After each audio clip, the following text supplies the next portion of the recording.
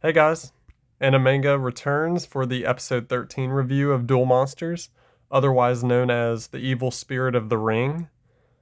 This episode I remember not actually having this one on VHS. I did not have this duel on VHS, surprisingly, but I do remember seeing replays of it on Kids WB and Cartoon Network all the time. It would always be replaying, and roughly back in 2002-ish, very early 2002, it was very late 2001 or very early 2002. I think it was 2002 though. And this is the true introduction of Bakura, who would later, of course, become the main villain of the show.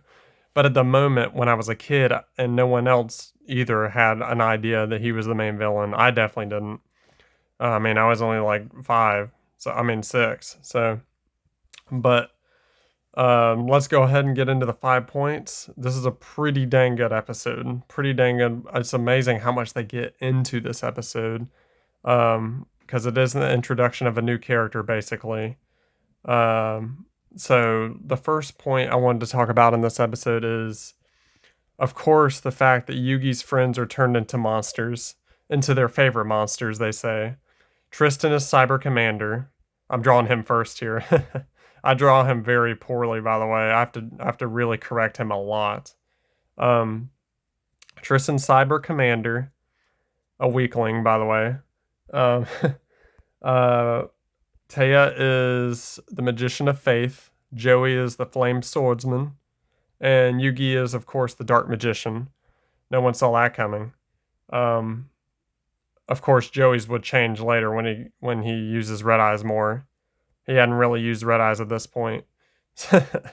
So the fact they're turned into monsters, and it basically becomes a D&D game, a Dungeons and Dragons game. And I just or a role playing game, a tabletop role playing game.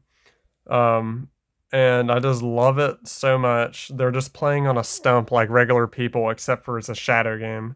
Oh, right. This was the second shadow game after the first Pegasus Yugi duel.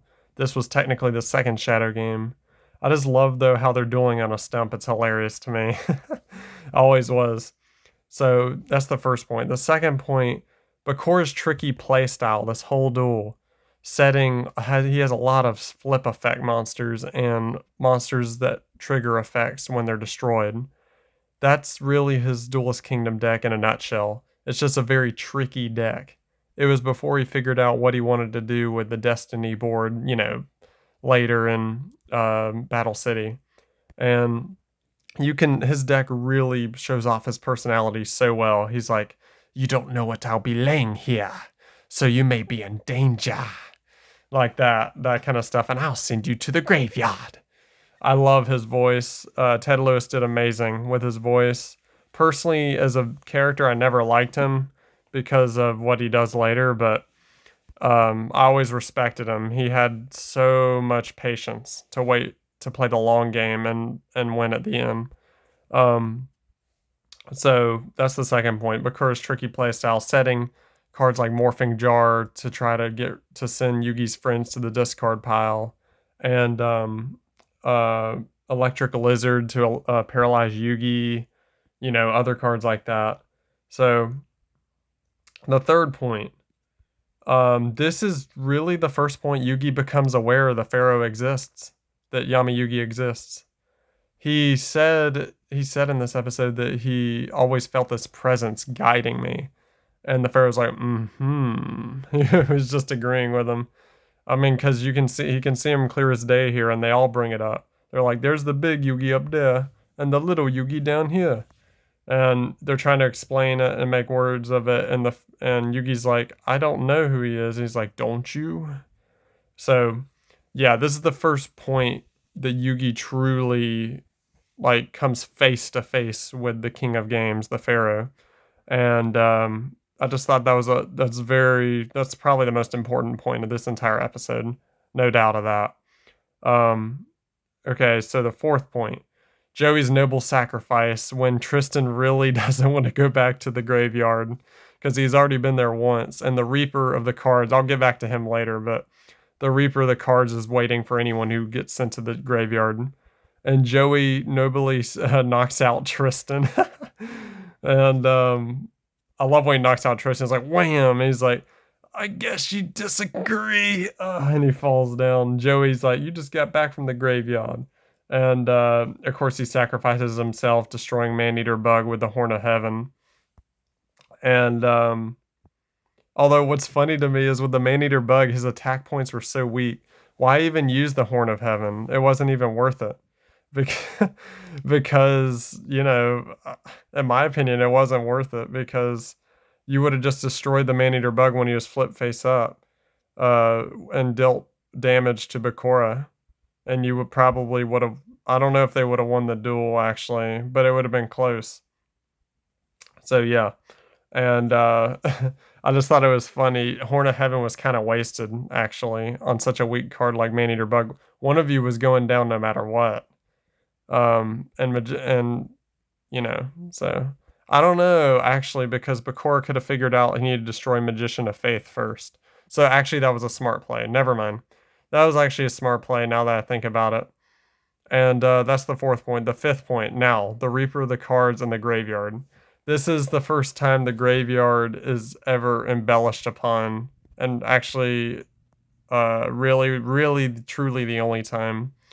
I mean, the graveyard's shown again in a few more episodes, but this is the only time it's really embellished upon. And the Reaper of the Cards. Now, he shows up in the duel right after this duel, but he's never relevant again after these 3 episodes. But I just think it's funny that he reaps the graveyard, the Shadow Realm graveyard, basically. And when Bakura loses and the Pharaoh splits his soul and sends him to the, uses his Millennium Puzzle to send him to the graveyard, the Reaper's just there waiting for him. And I still to this day do not know how he escaped the Reaper of the Cards there. He looked scared. He was like, ah. And, he's like, the Millennium Puzzle was almost mine. Nah, because the Reaper's right there waiting for him. And he reaps his soul, it looks like. But somehow he escaped. I would have loved to seen how he escaped. So there's the 5 points. And the rating of this episode is for sure 9 out of 10. It was amazing. It has everything you want. A shadow game, Bakura's introduction, Joey's noble sacrifice, different creative play styles, people dressed as monsters, role playing, the Reaper of the Cards, the graveyard, everything was great. 9 out of 10 for sure. And the episode MVP, while the Pharaoh was great, Bakura did steal the show in this episode. He was so sinister. He has that little sinister graveyard feel. He's, the Shadow Realm. He, I always loved imitating his voice as a kid. That's why I'm doing it now. I know that's kind of strange, but I think it's funny. So, by the way, this drawing for this episode took 40 minutes to do. So I had to speed the crap out of it up. I had to speed it up really fast. And, yeah, I wasn't going nowhere near this fast, as you guys can see. So that was the points for this episode. The rating is 9 out of 10, and the episode MVP is Bakura, or Yami Bakura, I should say.